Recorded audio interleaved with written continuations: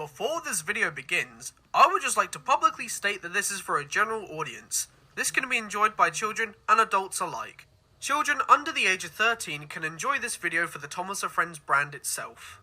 Teens and adults can also enjoy this video for its production value and nostalgia. Thank you, Mainland Studios.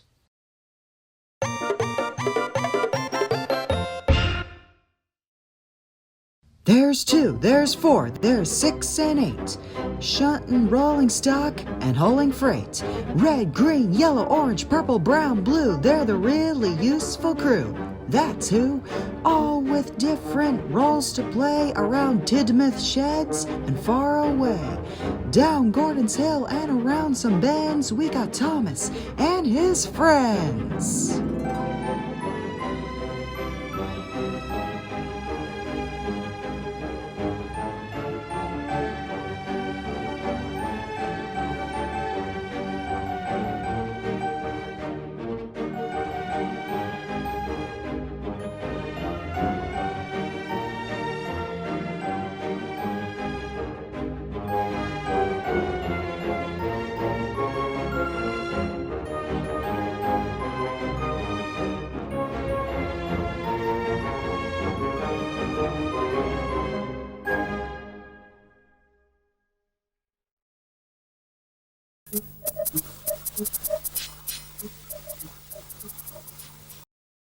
After a minor explosion at the Arsdale mines, Albert was discovered and taken to the steamworks.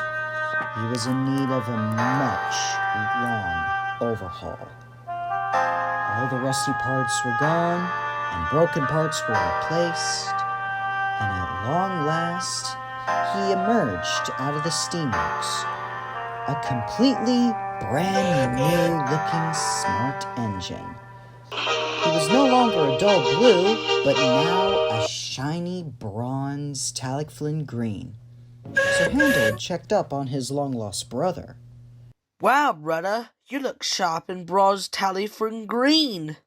Thanks. You still look smart in your dark blue liberty.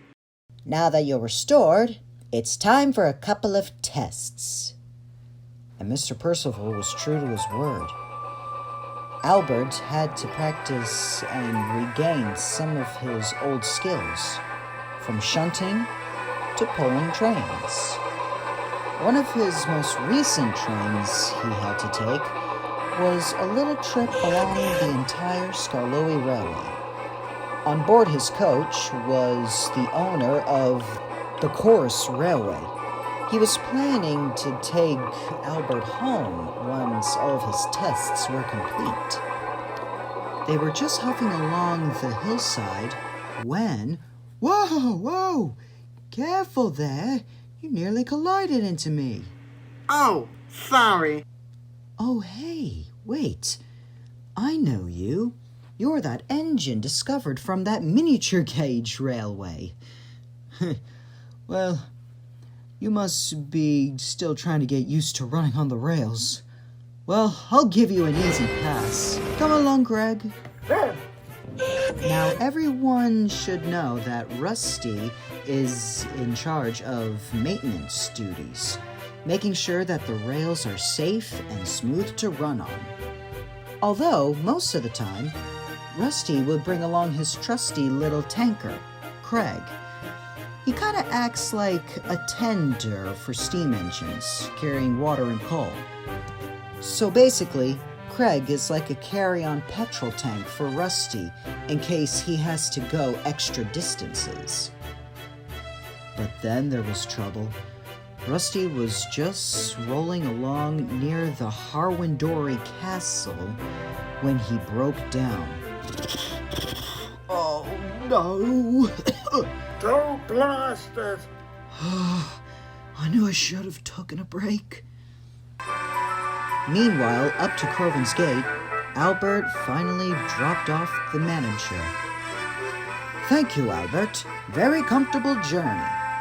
You've had your restoration, you've had your tests. First thing later on, you will return home. Thank you, sir. But as Gordon left to the to drop him off, Mr. Percival received a call. Oh dear. What happened?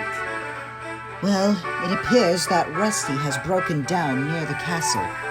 Would you be kind and fetch him, please? Right on.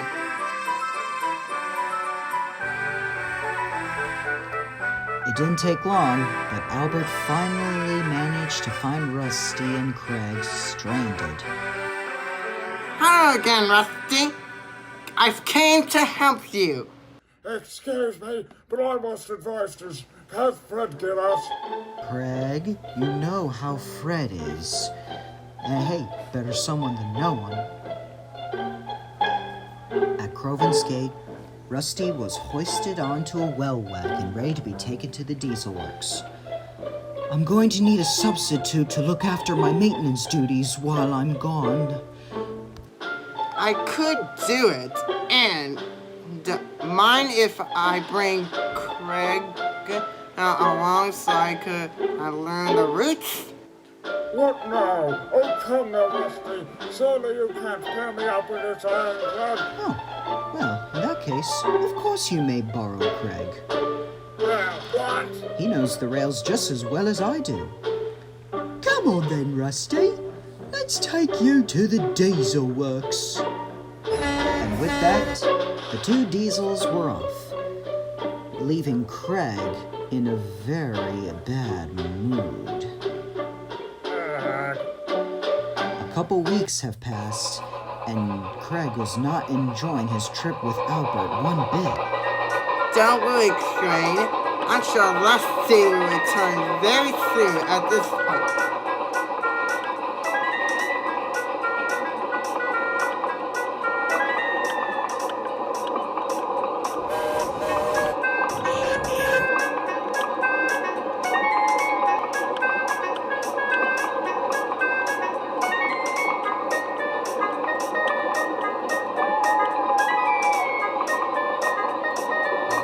The two were making good inspections and great timing when they heard an ominous creak. Albert slowed to a stop and looked around frantically. What's that? I heard a creak.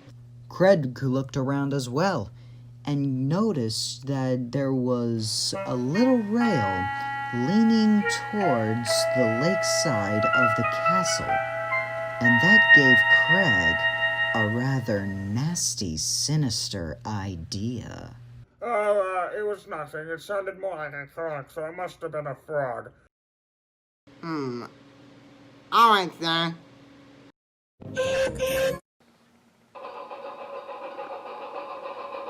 Say, Albert, after my maintenance run, Mr. Percival wants you to take a train from the Blue Mountain Quarry and take it to the depot. Albert was confused, but Craig did say that there was a train that needed to be taken to the depot, according to what Mr. Percival had said. So, they dropped off the maintenance train and headed to the Blue Mountain Quarry. Albert was very surprised. He had never seen such a busy, hustling place before.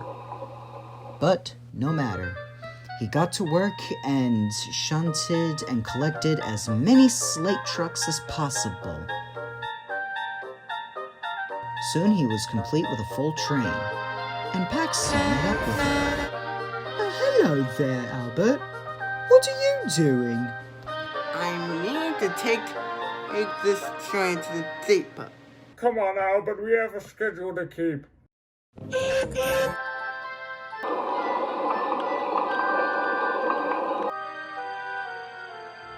Happily, I'm going to go take a dip. Ironclad taking a dip? Hello there, Paxton. Hi there, Rusty. Say, that was quite a long train. Who's taking that? That little green engine. Not Peter Sam, the recent one, Albert. What?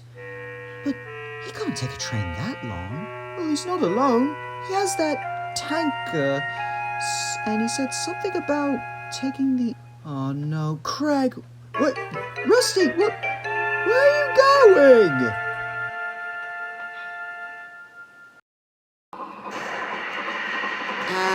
Craig, should we be going fast? No, shucks! It'll piss me off,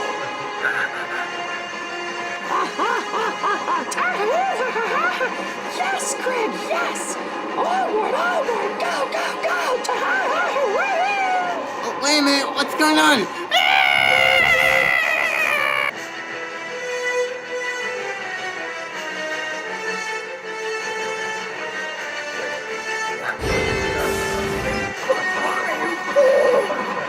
Craig?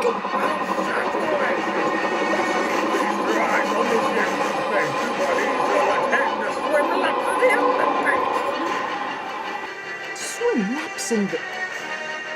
It was at that moment Rusty realized Craig's devious scheme was to drown Albert by shoving him into the lake. Craig, I know you hate steam engines, but this has gone far enough. Please, stop this mayhem now!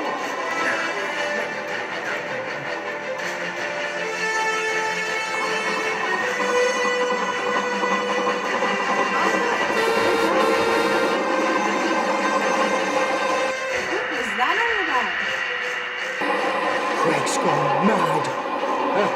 I've seen him worse.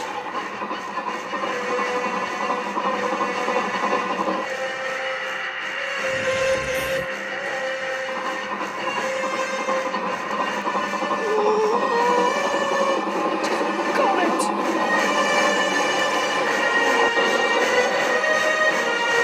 Break, Rusty!